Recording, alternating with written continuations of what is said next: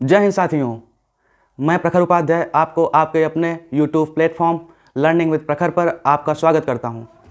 चलिए आज हम अपना पहला वीडियो बनाते हैं जो कि इतिहास से संबंधित होगा।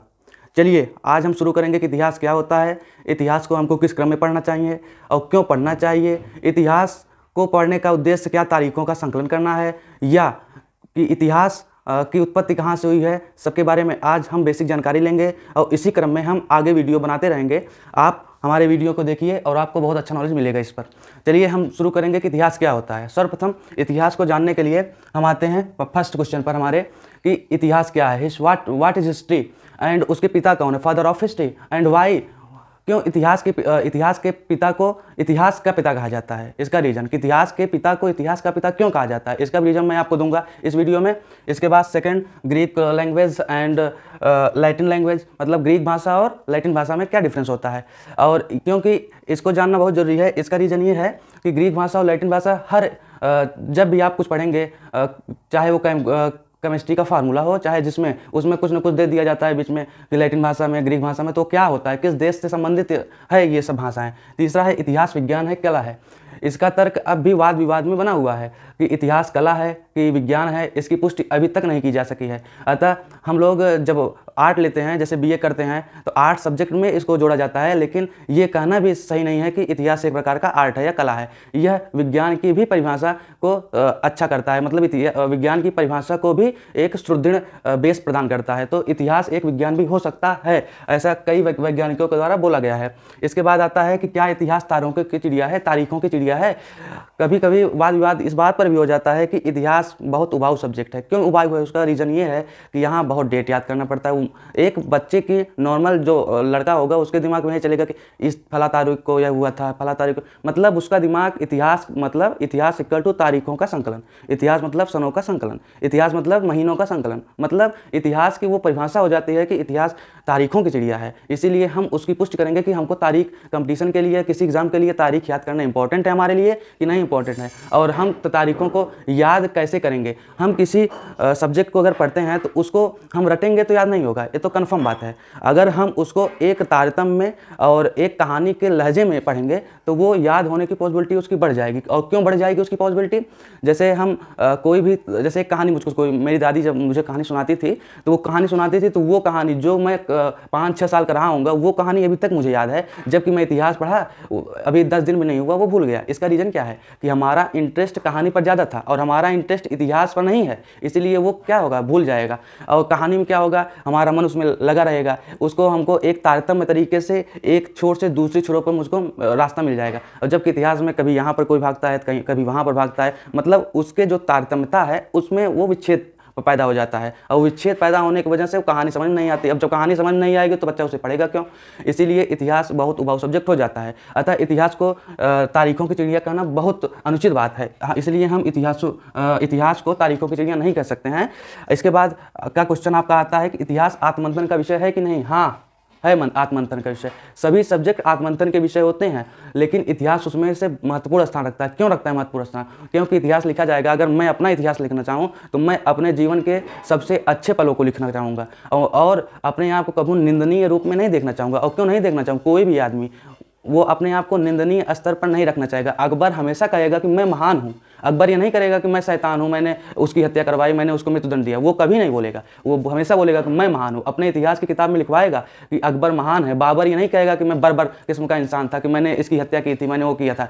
अंगुलीमान नहीं बोलेगा कि मैं दुष्ट था, वो बोलेगा सबसे अच्छा काम मैं जो किया वही धर्म है, और दूसरा जो कर रहा है वो धर्म नहीं है, जो मैं कर रहा हूँ वो धर्म है। तो इतिहास को अगर हम देखते हैं तो राजा महाराजा ने जो इतिहास लिखवा दिया, ब्रिटिशों ने जो इतिहास लिखवा दिया, उसके आधार पर अगर हम देखते हैं तो ये इतिहास के सिर्फ क्या कहते हैं, चापलूसी का ही होगा, मतलब कि राजाओं की चापलूसी में जो इतिहास लिखेगा उससे ही हम पढ़ पाएंगे। अतः हमको अगर इतिहास पढ़ना है तो हम अपना खुद आत्ममंथन करें। सब बच्चे जो पढ़ कर जाते हैं यहाँ से, उनका खुद का आत्ममंथन होना चाहिए, उनका खुद का परीक्षण होना चाहिए, उनका खुद का विवेचन होना चाहिए, तब तो वो इतिहास को अच्छे से लिख सकते हैं कि इतिहास में क्या हुआ, क्या घटनाएं घटी। तो इसके बाद मेरा अगला क्वेश्चन था, इतिहास आत्ममंथन का विषय है कि नहीं। हाँ है विषय, इसका तर्क मैं अभी आपको और आगे दूंगा। इसके आगे एक और आपको क्वेश्चन मेरा है, कंटेंट ऑफ हिस्ट्री, हिस्ट्री का संकलन कहाँ से किया जाता है? हिस्ट्री हम पढ़ते हैं तो वो ज़मीन से सही निकलता होगा, नहीं तो आसमान से आता होगा, उसका तर्क मैं आगे आपको बताऊंगा। इसके बाद पार्ट ऑफ हिस्ट्री, माने हिस्ट्री को मैं ऐसे भागों में विभाजित करूँ, ऐसे भागों में विभाजित करूँ कि पूरे विश्व का इतिहास मुझे पता चल जाए, पूरे समाज का इतिहास पता चल जाए और उसका कनेक्शन पता चल जाए कि अगर इतिहास था तो अकबर भी रहा होगा, इतिहास था तो मेरे दादाजी भी रहे होंगे, इतिहास था तो अन्य व्यक्ति जो कि मुझसे संबंधित है रहा होगा। तो इतिहास जो है वो उसको मैं कैसे बांटूं कि उन सब की जीवनी, उन सब के कार्य को मैं जान लूँ। तो इसके लिए हमको स्पेशल प्रकार से उसको बांटना पड़ेगा। इतिहास को आधुनिक काल, मध्यकाल और प्राचीन काल में बांट दिया जाता है। तो वो जो छोटा सा पार्ट है ना, वो सिर्फ एक भाग का ही 3-4 भाग है। तो उसके बारे में मैं आपको आगे इसी वीडियो में बताऊंगा। इसके बाद मानव का क्रमिक विकास। मानव सर्वप्रथम मानव नहीं, ऐसे हमारे सही नहीं हो, क्रमिक विकास माने क्रम से वो आगे बढ़ता गया। और कैसे बढ़ा? पहले हम लोग वानर योनि में पैदा हुए, धीरे धीरे गोरिल्ला हो गए, लंगूर हो गए, इसके बाद ऐसे ही होमोसेपियंस में आ गए, होमो हैबिलिस में आ गए। मतलब एक क्रमिक विकास कि हमने पहले कहाँ रहना, वो जंगलों में भटकते थे, फिर मांस खाना सीखा, कंदमूल खाया, वस्त्र पहनना सीखा, पत्ते लपेटने से, मतलब एक क्रम जो चला उसके बारे में। मुझे लगता है कि आज मैं ये जो मानव का क्रमिक विकास है इस टॉपिक में नहीं बात कर पाऊंगा, लेकिन हाँ ये वीडियो मैं कल जरूर आपको शेयर करूँगा, आपको दूंगा। अब हम शुरुआत करते हैं। हिस्ट्री क्या है? Father of history and why. सर्वप्रथम हिस्ट्री क्या है? हिस्ट्री शब्द की उत्पत्ति किससे हुई है? हिस्ट्री शब्द की उत्पत्ति हिस्टोरिया से हुई है। हिस्टोरिया कौन सी भाषा का शब्द है? ग्रीक भाषा का शब्द है। अब फिर ग्रीक आ गया। मैंने जो कहा था आपसे कि ग्रीक और लैटिन बहुत परेशान करते हैं, तो आ गया शब्द ना ग्रीक। तो जो हिस्टोरिया है वो ग्रीक भाषा का शब्द है, हिस्टोरिया। इतिहास शब्द की उत्पत्ति माने हिस्ट्री शब्द की उत्पत्ति हिस्टोरिया से। और हिस्टोरिया का मतलब क्या होता है?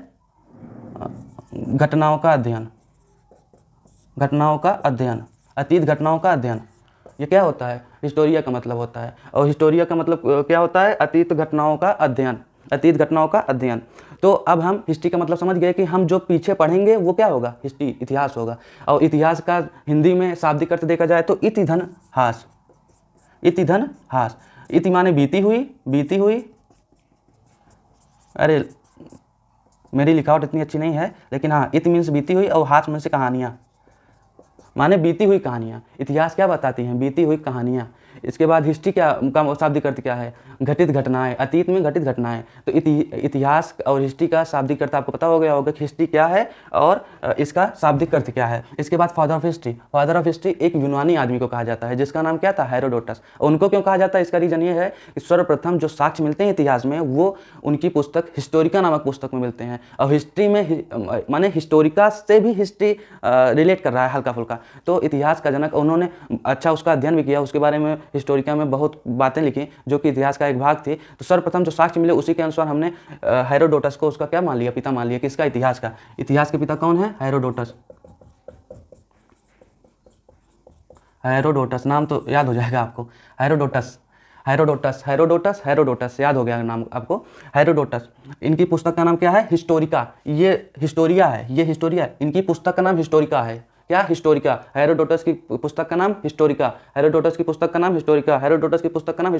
ये कई एग्जामों में पूछा गया है, इसलिए इसको मैंने 3-4 बार बोला है। इसके बाद अब हम क्यों के बारे में आएंगे कि हेरोडोटस क्यों पिता कहा जाता है? क्योंकि सब पहले प्रथम साक्ष्य किसके द्वारा मिला है? हिस्टोरिका के द्वारा, इसीलिए बोला जाता है उनको। तो इस क्वेश्चन का आपको आंसर पता हो गया। अब ग्रीक भाषा और लैटिन भाषा में क्या अंतर होता है इसके बारे में सर्वप्रथम मैं आपको बताऊंगा। ग्रीक भाषा जो होती है वो जैसे अल्फा, बीटा, गामा, ओमेगा, जो फिजिक्स की भाषाएं हैं वो क्या है? ग्रीक भाषाएं हैं। ग्रीक भाषा को यूरोपीय हिंद भाषा कहते हैं। मतलब जो यूरोपियन कंट्री के आदमी एशिया में आए तो वहाँ पर जिस भाषा का उन्होंने विकास किया उसे क्या कहा जाता है? ग्रीक भाषा कहा जाता है।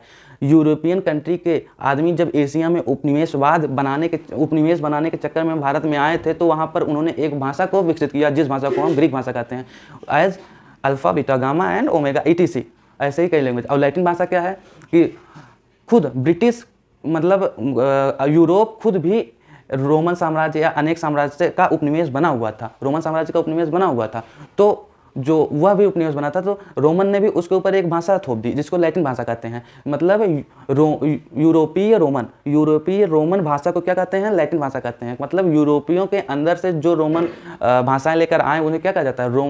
रोमन लैंग्वेज या कहते हैं लैटिन लैंग्वेज। रोमन लैंग्वेज या लैटिन लैंग्वेज। और इसको क्या कहते हैं? रोमन लैंग्वेज ABCD ये सब क्या है, लैटिन लैंग्वेज। लैटिन लैंग्वेज क्या है, ABCD, या फर्स्ट सेकेंड जो रोमन गिनतियाँ होती हैं ऐसे थर्ड, ये क्या है, लैटिन भाषा है। तो इसका अंतर भी आप समझ गए होंगे। इसके बाद इतिहास विज्ञान है, कला है, इसके विषय में मैं बात करता हूँ। इतिहास विज्ञान है, कला है, अनेक वैज्ञानिक आए, अनेक तर्क दिए और उन तर्कों में ये अभी तक वाद विवाद का विषय बना हुआ है कि इतिहास विज्ञान है कि कला है। इतिहास विज्ञान है तो वो क्रमबद्ध होना चाहिए, वो सुसंगठित होना चाहिए, वो सुनिश्चित होना चाहिए, मतलब सुसंगठित सुव्यवस्थित क्रमबद्ध ज्ञान को विज्ञान कहते हैं। तो क्या इतिहास में ये सब बातें परिपुष्ट नहीं होती हैं? क्या ये सब बातें इतिहास में नहीं आ रही हैं? आ रही हैं। इतिहास क्रमबद्ध भी है, क्योंकि वहाँ पर आप पढ़ेंगे तो प्लासी के युद्ध के बाद ही बक्सर का युद्ध है, बक्सर के पहले नहीं है उसका युद्ध। तो क्या कहा जाएगा कि इतिहास जो है वो क्रमबद्ध भी है, सुनिश्चित भी है, सुसंगठित भी है और एक क्रमवार तारतम्य ढंग से वो आगे बढ़ रहा है। तो इतिहास क्या है? इतिहास एक प्रकार का विज्ञान है। कई विद्वानों ने इसकी पुष्टि इस तरीके से की है और इसमें तार्किक विवेचनाएं भी की गई हैं। इसको कार्बन डेटिंग से खोजा भी गया है। कार्बन डेटिंग मतलब उसमें परीक्षण भी किए गए हैं। विज्ञान का मतलब होता है विशिष्ट परीक्षण किया गया है, उसको देखा गया कार्बन डेटिंग कर करके। तो मतलब सब मिलाकर कहा जा सकता है कि विज्ञान भी, इतिहास भी विज्ञान का एक भाग है। लेकिन कला क्यों है? कला किसे कहते हैं? सर्वप्रथम प्रश्न आएगा, कला किसे कहते हैं? जब कोई व्यक्ति, जब कोई इंसान या माने प्राणी अपनी अभिव्यक्ति को दूसरे से जिस रूप में प्रकट करता है वो क्या कला होती है।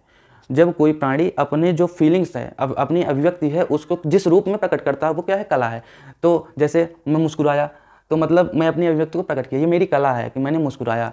इसके बाद कुछ समय बाद कोई यहाँ पर आ गया, कोई हंसाने वाला यहाँ पर आज कपिल शर्मा शो आप देखने लगे, तो कपिल शर्मा के अंदर जो है वो क्या है, कला है, वो दूसरों को हंसा लेते हैं। और मेरे अंदर टीचिंग की कला है। ऐसे ही इतिहास के अंदर भी पुरानी बातों को बताने की कला है, वो पुरानी बातों को एक तारतम्य और एक अच्छे तरीके से बता सकता है। तो इतिहास कला भी हो सकती है और अनेक विद्वान द्वारा कहा भी गया है। तो हम कह सकते हैं सुनियोजित तरीके से कि इतिहास जो है वो विज्ञान की भी कुछ झलक लेकर आता है और कला की भी झलक लेकर आता है। तो हम इसको संगठित रूप में कह सकते हैं कि इतिहास विज्ञान भी है और एक कला भी है। हाँ, अच्छा, मैंने एक चीज़ भूल गया आपसे बताने के लिए कि उसकी जो इतिहास की एक एग्जैक्ट जो लिखने योग्य परिभाषा है वो ऐसा है कि ऐतिहासिक साक्ष्यों के आधार पर अतीत की घटनाओं का अध्ययन ही इतिहास कहलाता है। कहीं लिखना हो तो इस तरीके से आप लिख सकते हैं कि ऐतिहासिक तथा वैज्ञानिक साक्ष्यों के आधार पर अतीत का अध्ययन ही इतिहास कहलाता है। ये लिखने के लिए परिभाषा हो गया। इसके बाद हाँ, ये भी आपका क्वेश्चन सॉल्व हो गया। इसके बाद क्या इतिहास तारीखों की चिड़िया है? क्या इतिहास तारीखों की चिड़िया? उसके बारे में मैंने आपसे आगे बात कर ही ली, पहले ही बता दिया था कि इतिहास तारीखों की चिड़िया नहीं है। आप अगर डेट नहीं याद करते हैं तो कोई दिक्कत नहीं है, अगर डेट याद कर लेंगे तो ठीक ही है, लेकिन भूल जाएगा कुछ समय बाद, क्योंकि जब लड़का होता है उसका कोई दोस्त होता है, कुछ समय बाद दोस्त को आदमी भूल जाता है। तो ये तो छोटी मोटी चीज़ें, इससे जरूर भूल जाएगा आदमी। इसीलिए इतिहास जो है उस तारीखों की चिड़िया नहीं है। आप इतिहास के तारीखों में वो तारीखें इंपॉर्टेंट है जो किसी परिवर्तन को ला रही हैं। जैसे प्लासी का युद्ध हुआ तो प्लासी के युद्ध में बहुत बड़ा परिवर्तन हुआ, क्योंकि ब्रिटिश साम्राज्य राजनीतिक प्रभुत्व को स्थापित भारत में कर चुका था। वो आया था व्यापारिक कंपनी बनने के लिए, लेकिन प्लासी का युद्ध ऐसा निर्णायक युद्ध हुआ जो कि एक बहुत बड़े परिवर्तन को ला दिया। वह परिवर्तन यह था कि वह राजनीतिक सख्त के रूप में ब्रिटिश उभर आए हैं। तो तारीखों को याद करना क्यों जरूरी है इतिहास में, और किन तारीखों को याद करना जरूरी है, ये हम बताएंगे कि जब कोई बहुत बड़ा परिवर्तन कोई तिथि या मंथ या साल लाता है, मतलब किसी वर्ष में कोई विशेष परिवर्तन आ जाए, तो वो तारीख बहुत इंपॉर्टेंट हो जाती है। वो इंपॉर्टेंट होनी भी चाहिए, उसको याद करना बहुत जरूरी है कि किस शताब्दी में से हम इस व्यवस्था में आए, आधुनिकीकरण हमारा कब से हुआ, कब हम आदिमानव की तरह जीते थे। तो मतलब एक विशेष मतलब राजा हर्षवर्धन कब गद्दी पर बैठे, उन्होंने कौन से युद्ध लड़े, तो ये तो एक परिवर्तन को दिखा रहा है ना। उनकी आर्थिक, जब वो युद्ध लड़े होंगे, जीते होंगे, तो उनकी आर्थिक स्थिति बदली होगी, तब उनका रहन सहन कैसा रहा होगा। तो वो डेट जो है वो बहुत बड़े परिवर्तन को ला रहा है, और जो परिवर्तन को लाए वही तिथि बहुत इंपॉर्टेंट हो जाती है। सब तिथि इंपॉर्टेंट नहीं होती हैं, कुछ स्पेशल जो कि परिवर्तन को ला रही हैं वो इंपॉर्टेंट हो जाती हैं डेट। इसीलिए उन्हीं डेटों को याद करिए जो कि बहुत बड़े परिवर्तन को ला रही हैं। अब ये नहीं याद कर लीजिए कि मोदी जी दक्षिण अफ्रीका में गए तो वहाँ पर क्या किए, मतलब किस डेट को गए, किस सन में गए, ये याद करने का कोई विषय नहीं है। कि मोदी जी गए, वो उनका कार्य क्या था वहाँ पर, क्या उन्होंने किया, क्या सम्मान मिला उनको, इसके बारे में जानकारी होनी चाहिए। ये नहीं किस तारीख को गए। इसके बाद क्या इतिहास तारीखों की चिड़िया है? नहीं है। इतिहास आत्ममंथन का विषय तो नहीं, मतलब सही बात, आत्ममंथन का विषय होना ही चाहिए इतिहास में। इसके बारे में मैंने आपको पहले ही बता दिया। अगर आत्ममंथन का विषय इतिहास नहीं होगा तो आप सिर्फ चाटुकारिता कर जाएंगे राजाओं महाराजाओं ब्रिटिश जो पिछले में शासन कर चुके हैं, क्योंकि इतिहास उन्हीं के अनुसार लिखा गया है कि जिसका प्रभुत्व था उसी, मतलब जिसकी लाठी उसी की भैंस, मतलब जिसके पास लाठी थी, जिसके पास साम्राज्य था और जो राजा था उसी के अनुसार पूरा इतिहास लिखा गया होगा। तो ये खुद आत्ममंथन का विषय है। मैं आपको एक कहानी बताऊंगा टीपू सुल्तान और ब्रिटिश के बीच में, नहीं सिराजुद्दौला और ब्रिटिश के बीच में। जब ब्रिटिश ने सिराजुद्दौला को मार दिया तो उन्होंने एक मनगढ़ंत कहानी बनाई, और वो मनगढ़ंत कहानियाँ थी कि उन्होंने ब्लैक होल ट्रेजिडी की एक घटना को विस्तारित कर दिया, माने एक अपने इतिहास में लिख दिया। मतलब DOC माने डायरेक्टर ऑफ कोर्ट्स, जो कि लंदन में बैठते थे, जो बहुत बड़े अधिकारी हुआ करते थे ब्रिटिश के। ब्रिटिश कंपनी भारत में आई थी और वहाँ के जो कंपनी थी उसका अधिकारी लंदन बैठा हुआ था। वो उनसे पूछता था कि आप भारत में गए व्यापार करने के लिए, तो आपने वहाँ के एक नवाब को मार डाला, इतनी बड़ी आपकी वो हो गई है कि आप एक नवाब को मार डाल रहे हैं, उस देश में आप खा जी रहे हैं और उन्हीं को मार डाल रहे हैं। तो उन्होंने सोचा कि इन जो डांटेंगे फटकारेंगे हमको लंदन DOC में जो बैठे हुए हैं, तो उससे बचने के लिए हम एक घटना घटित करवाते हैं। वो घटना क्या थी? Black hole tragedy. मतलब क्या कहते हैं, ब्लैक होल ट्रेजिडी काला छिद्र ऐसे कुछ है, काला विवर घटना, ऐसे कुछ नाम उसका है, मुझे कंफर्म नहीं है। उसमें क्या किया गया था, सिराजुद्दौला को बताया गया था, सिराजुद्दौला आया कलकत्ता में, वहाँ पर उसने क्या किया, छोटे से सकरे कमरे में बहुत ज़्यादा आदमी को भर दिया, सकरे कमरे में बहुत ज़्यादा आदमी को भर दिया और उस कमरे को लॉक कर दिया। और लॉक करने के बाद उसमें बहुत से आदमी मर गए, बहुत से आदमी, कुछ 2-4 जो बचे थे उन्होंने बताया कि ऐसी ऐसी घटनाएं हुई थी, सिराजुद्दौला आया था और हमको, जो कि बंगाल का नवाब था, आया था, हमको ऐसे बंद कर दिया था, बेचारे मेरे सब दोस्त मर गए और मैं बचा हूँ, मैं उसकी पुष्टि कर रहा हूँ। तो मतलब ये गलत तरीके से बताया गया कि अपनी कमियों को छुपाने के लिए ये बताया गया कि सिराजुद्दौला ने ये घटनाएं करवाई हैं। तो इसका आत्ममंथन आदमी नहीं करेगा तो वही ब्रिटिश वाले सब रूल्स अपनाए जाएंगे। तो उसकी पुष्टि जो है वो इतिहासकारों को करनी चाहिए और उसको समझना चाहिए कि ये घटनाएं सही थी कि नहीं थी सही। ऐसे ही टीपू सुल्तान और ब्रिटिश के बीच में जब युद्ध हुए थे तो उसमें उसने दिखाया था कि वो हिंदू का समर्थक नहीं था, टीपू सुल्तान बहुत मुस्लिम का समर्थक था, उसने हिंदुओं को कटवा दिया था, उसका धर्मांतरण करवाया था, माने बहुत कमियाँ टीपू सुल्तान बताई गई हैं। और कुछ समय पहले वो वाद विवाद में था कि टीपू सुल्तान हिंदुओं को मारने, हिंदुओं का हत्यारा था। वो आर्टिकल में आया था कि क्या टीपू सुल्तान हिंदुओं का हत्यारा था। तो ये सब बातें ब्रिटिश के द्वारा चली गई थी, माने अनाप शनाप तरीके से चली गई थी। इसका आत्ममंथन किया जाएगा तो पता लगेगा कि हाँ टीपू सुल्तान किस प्रकार का शासक था। तो आत्ममंथन करना बहुत ज़रूरी है किसमें, इतिहास में, कि क्या घटनाएं सही हैं, क्या सही नहीं है, क्या उसमें बना चढ़ा कर बताया गया है, उसमें क्या चाटुकारिता की गई है लेखकों के द्वारा अपने राजा और महाराजा की, उसके बारे में आत्ममंथन आदमी को करना चाहिए, इतिहासकार को और नॉर्मल आदमी को, जो स्टूडेंट है, जो टीचर है, सबको उसका आत्ममंथन करना चाहिए। इसके बाद कंटेंट ऑफ हिस्ट्री। हिस्ट्री का कंटेंट हमको कहाँ से मिलता है? हिस्ट्री का कंटेंट हमको मिलता है, सर्वप्रथम जो इतिहासकार होते हैं वो जाते हैं अभिलेखागार में। अभिलेखागार वो जाएंगे जो दिल्ली में है और कई जगह लंदन में है और भी कई कंट्रीज़ में है, वहाँ पर जाएंगे तो उसमें जो तत्व मिले हैं पृथ्वी के अंदर से, पुरातत्वविद जो उसके खोज कर रखे हैं, तो उसका अध्ययन करेंगे, उसका कार्बन डेटिंग करेंगे, अनेक प्रकार से उसमें साक्ष्य खोजेंगे, इसके आत्ममंथन उसमें करेंगे कि क्या घटनाएं हो सकती थी और कितने वर्ष पूर्व ये घटनाएं हुई थी, इसका अध्ययन करते हैं। किसमें? अभिलेखागार में। उनको पहला सोर्स कहाँ मिला? अभिलेखागार में। इसके बाद कार्बन डेटिंग के माध्यम से पता लगता है कि कितना समय पहले का वो है, वो जो मिला है तत्व। इसके बाद पृथ्वी के अंदर से पुरातत्वविद जो जैसे सिंधु घाटी सभ्यता, हड़प्पा सभ्यता, इसकी खोज की है, उसके बारे में भी जानकारी हमको मिलती है। तो इसी प्रकार से इतिहास के सोर्स हमको मिलते हैं। इसके आगे इसका भी आपको निस्तारण हो गया है इस क्वेश्चन का भी। इसके बाद पार्ट ऑफ हिस्ट्री और मानव का क्रमिक विकास। पार्ट ऑफ हिस्ट्री, हिस्ट्री को हम वैश्विक स्तर पर, ब्रह्मांड के स्तर पर अगर हमको उसको जानना है तो हमको उसको 3 भाग में बांटना पड़ेगा, एक प्राक ऐतिहासिक, एक आद्य ऐतिहासिक और एक ऐतिहासिक। प्राक ऐतिहासिक को प्री हिस्ट्री, आद्य ऐतिहासिक को प्रोटो हिस्ट्री और ऐतिहासिक को हिस्टोरिकल पीरियड। इन 3 रूपों में बांटा जाता है। और हम नॉर्मल पढ़ते हैं, जो कि नॉर्मल कॉलेजों में पढ़ाया जाता है, कॉलेज में स्कूलों में पढ़ाया जाता है। वो तीसरा ही पार्ट है ऐतिहासिक पार्ट। उसमें क्या क्या आते हैं? पहला आता है प्राचीन इतिहास, जो कि तीसरा खंड है ऐतिहासिक काल का। पहला है प्राचीन इतिहास, दूसरा है मध्यकालीन इतिहास, तीसरा है आधुनिक इतिहास और चौथा है विश्व इतिहास। ये 4 पार्ट ही 6 से 12 तक की क्लासों में नहीं, मतलब नॉर्मल पढ़ाया जाता है, लोग यही जानते हैं। लेकिन इसके पहले भी कुछ कालखंड हैं, वो कालखंड हैं pre history and proto history, प्राक ऐतिहासिक और आद्य ऐतिहासिक। प्राक ऐतिहासिक में हमको पाषाण काल पढ़ना होता है, पूरा पाषाण काल, मध्य पाषाण काल और नवपाषाण काल, ताम्रपाषाण काल।